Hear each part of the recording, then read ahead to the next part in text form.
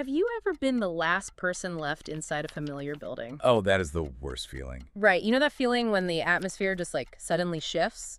You're sitting there and the space goes from feeling comforting and productive to just completely suffocating. Yeah, it's like a switch flips in your brain. Exactly. The hum of the vending machine down the hall suddenly sounds unnervingly loud. The shadows stretch across the floor differently, and you start hyper focusing on every single creak in the floorboards. You're suddenly acutely aware of your environment. Right.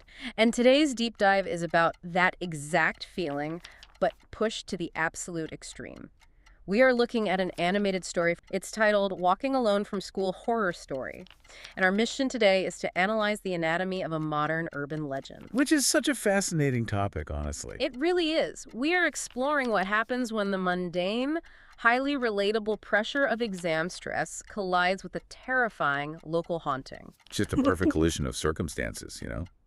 What we are examining today is how this particular narrative masterfully blends the physical and mental exhaustion of a typical student with an encounter that completely defies logic. Yeah, totally. We're going to look closely at how vulnerable we become when we push our cognitive limits and, well, on a broader scale, how local tragedies stain physical locations for decades. Wow, yeah. Like how they metabolize into the ghost stories that communities just pass down. What terrifies me about this setup is how ordinary it is.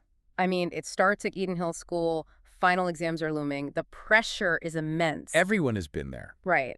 So the administration decides to keep the library open until midnight to give students a quiet place to prep. Our student, the narrator of the story, lives close by but chooses the library to avoid distractions at home. Makes sense. So they arrive at 6 p.m., they get into the zone, staring at textbooks, absorbing material, and when they finally look up, the clock reads 10 p.m. Which is a huge, a significant departure from their normal routine. Yeah. Yeah, the text notes they usually leave around 8 p.m. And at 8 o'clock, there are other students lingering. The space still holds this ambient, communal atmosphere. Like it's still alive. Exactly. The building is winding down, but it is still alive. Okay, let's unpack this. Put yourself in those shoes for a second. You are sitting at a desk. This building is designed to hold hundreds of shouting, running teenagers, but right now it is entirely quiet. Just absolute silence. Right. Think about being backstage at a massive theater after a performance when all the stage lights are turned off. A space specifically engineered for crowds suddenly feels isolating and, like, hostile when it is empty. That's a really great comparison. The sheer volume of that silence feels heavy, but the student realizes they only have about 10 to 15 minutes of work left, so they make the fateful decision to push through before heading home. And that psychological baseline is crucial to understand the cascade of panic that follows. How so? Well, the source material specifically points out that the student was, quote, completely lost in my work. They have been staring at academic material for 4 solid hours. That's a lot of studying. It is. That level of extreme cognitive focus, coupled with what the narrator later describes as exhaustion and hunger, it places them in a highly susceptible state. Their neurological defenses are just totally down. Wait, I need to challenge that premise because as a student cramming for finals, absolute silence in a library is exactly what you want. Sorry. You actively seek that out to concentrate.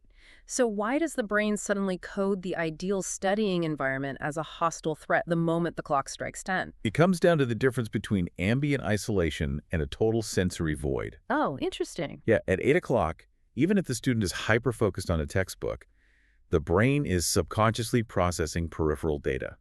The distant hum of a conversation, the scrape of a chair, maybe a door opening. Right, background noise. Exactly. Yeah.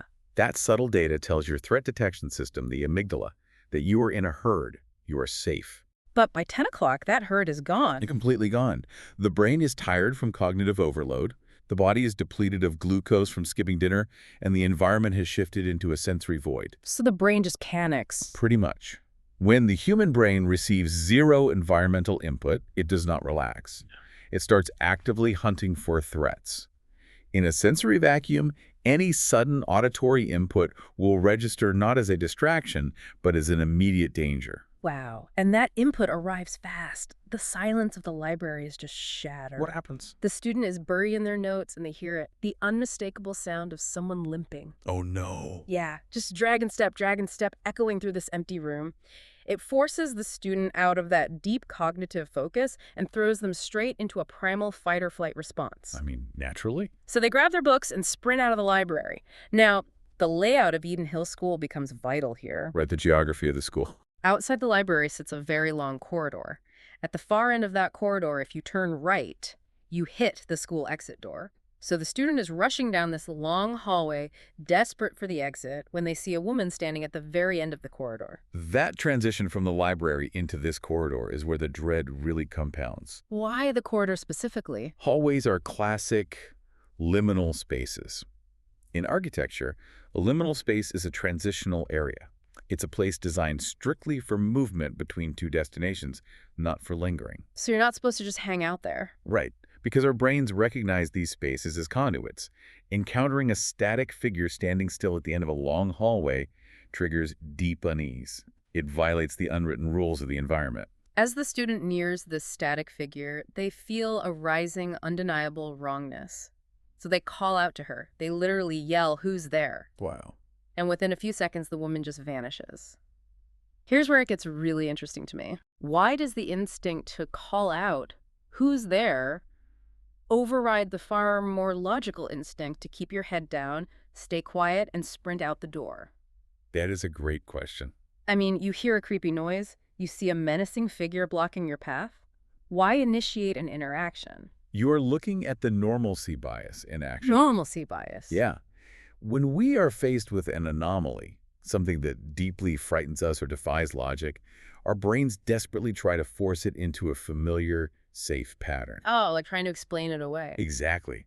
A monster at the end of the hall is unacceptable to the conscious mind. So by calling out who's there, the student is subconsciously demanding a mundane explanation. They want it to be normal. Right. They are hoping the figure will turn around and reveal themselves to be a janitor, a lost teacher, or another student. The brain prefers an awkward social interaction over acknowledging a supernatural threat. Instead, the normalcy bias fails spectacularly when the woman vanishes into thin air. If we connect this to the bigger picture, look at how the narrative systematically dismantles the student's grip on reality. Yeah, it just gets worse and worse. The threat escalates through different sensory violations. It begins as a disembodied auditory threat, the limping. Then it evolves into a visual but static threat, the woman in the hall. And then the vanishing. Exactly. Finally, it climaxes with an impossible action, her vanishing. It breaks down the narrator's understanding of physics step by step, leaving them entirely unmoored by the time they reach the exit. So the student finally pushes through those front doors. They breathe a massive sigh of relief. And you would assume escaping the haunted building resets the panic response. You would think so, yeah. You cross the threshold, the air is fresh, you are outside in the real world. The ordeal should be over. Right. But the environment outside offers no sanctuary. Not at all. The streets they are walking on, which the source notes is normally a busy thoroughfare with foot traffic even late at night, is entirely empty. That is so eerie. The students' legs are shaking, they can barely walk. Driven by sheer terror, they employ a tactic we all recognize from childhood. They stare directly at the ground as they walk. If I can't see the monster can't see me. Which is a fascinating defense mechanism known informally as the ostrich effect. The ostrich effect, I like that. Yeah, when the brain is overwhelmed by terrifying visual data, it attempts to regulate the nervous system by physically cutting off the input. Just literally looking away. Right. Unfortunately for the narrator, lowering their gaze provides the canvas for the next scare. Yeah, it backfires. They're almost home. They are staring at the pavement. Suddenly, a shadow stretches out on the ground right toward them. Oh, man. A shadow moving independently of their own body.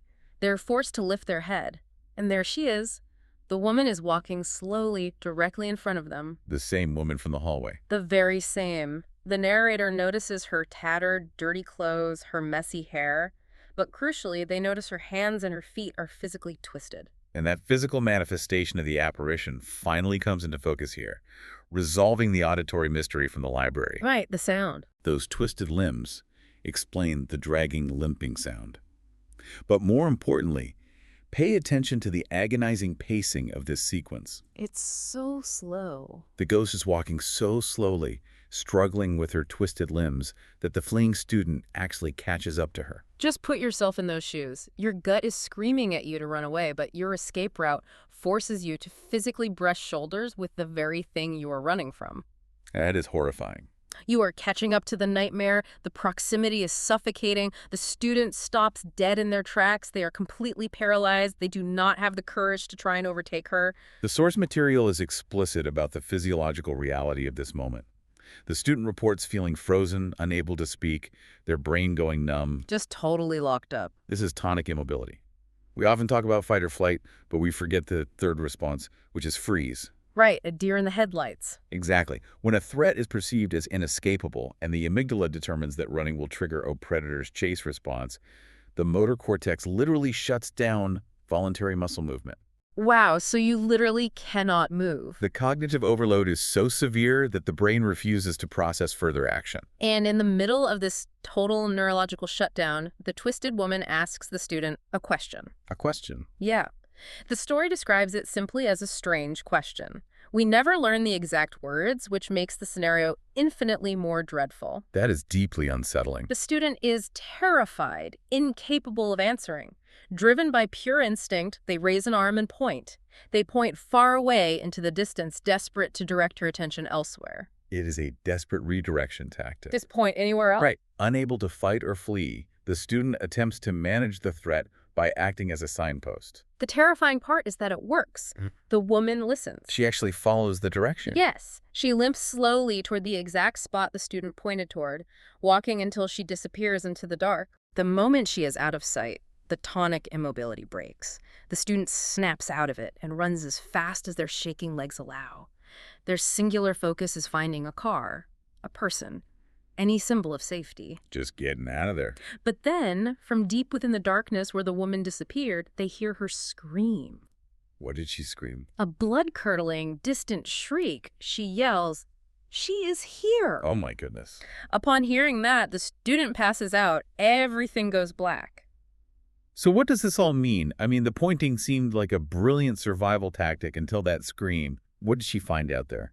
This raises an important question about the absolute limits of the human nervous system. Passing out, you mean? Yes, the passing out is not merely a dramatic storytelling device. It is a documented clinical response to psychological trauma, known as vasovagal syncope. Vasovagal syncope. Think of the brain's processing capacity like a computer's RAM. Throughout the night, this student's RAM has been maxed out by the limping, the vanishing, the chase, and the paralysis. They've been running at 100% for too long. Exactly. So when the student hears that scream, a horrifying realization hits them. Their arbitrary pointing led this supernatural entity to find something or someone in the dark. Oh, the guilt must be overwhelming. The guilt, the terror, the implication of that scream, it requires so much emotional processing power that the physical operating system crashes to protect the hardware. So they just shut down. The blackout serves as a necessary biological reset. Well, the narrative hard cuts to daylight. The student wakes up in their own bed. Oh, they made it home. Kind of. It turns out a neighbor found them unconscious on the sidewalk and carried them inside. And once the student comes to, this neighbor sits them down and pulls back the curtain on the town's history. Here comes the lore. They revealed the local lore surrounding Eden Hills School. Back in 1998, a 32-year-old woman named Agatha had a 10-year-old daughter who attended that exact school. Okay. One afternoon, the daughter was playing with her friends and suffered a fatal accident. Agatha was utterly devastated. She could not bear the reality of losing her child. That's heartbreaking. According to the neighbor, that profound grief anchored Agatha to the physical location. Now, her spirit roams the halls of the school and the surrounding streets, endlessly searching for her lost child. See, this revelation shifts the entire framework of the haunting. It really does. We must look at this sociologically. Why do communities create and sustain these specific types of urban legends? To make sense of things. Towns often metabolize local tragedies into ghost stories as a form of collective grief processing. It is easier to talk about a scary ghost haunting the library than it is to talk about the visceral, uncomfortable reality of a child's sudden death and a mother's resulting psychological collapse. That context changes everything about the encounter. Think about Agatha. She is like a skipped record. A skipped record, yes. Her ghost is tragically doomed to eternally replay the frantic, desperate search for her baby. When we look back at the events of the night through this lens, the horror takes on a deeply sorrowful tone. It's tragic. The twisted hands, the agonizing limp stalking down the empty street, none of it was inherently malicious. Precisely. She was not hunting the student. The strange question she asked, which terrified the student into silence, was almost certainly her asking, "Have you seen my daughter?" Oh, wow. Yeah. And when the student pointed away into the distance, Agatha simply followed the direction.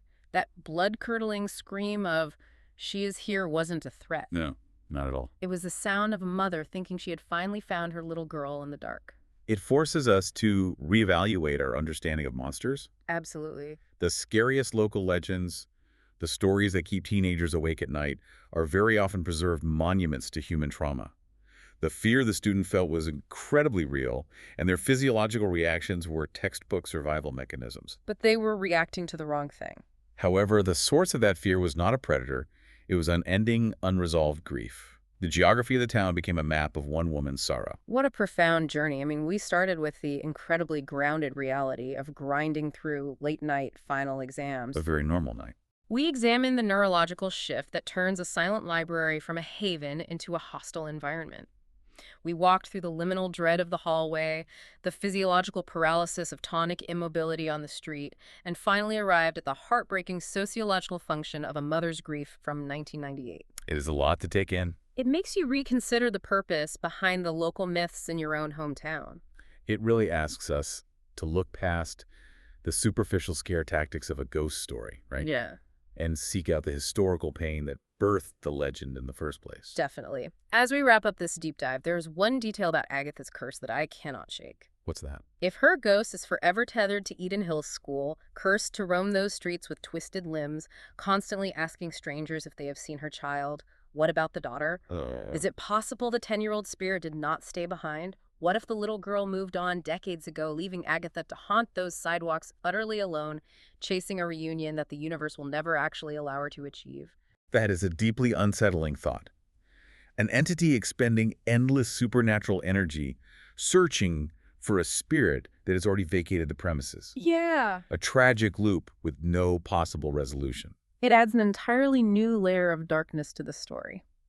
Thank you for joining us on this deep dive. I highly encourage you to look at the urban legends in your own neighborhoods with a bit more empathy. You never know what's behind them. You really don't. You never know what profound human tragedy might be trapped inside them, endlessly repeating. And the next time you find yourself as the last person inside a familiar building, when the lights turn off and the silence gets heavy, maybe skip that extra 10 minutes of studying. Pack up your books and head up before the past catches up to you.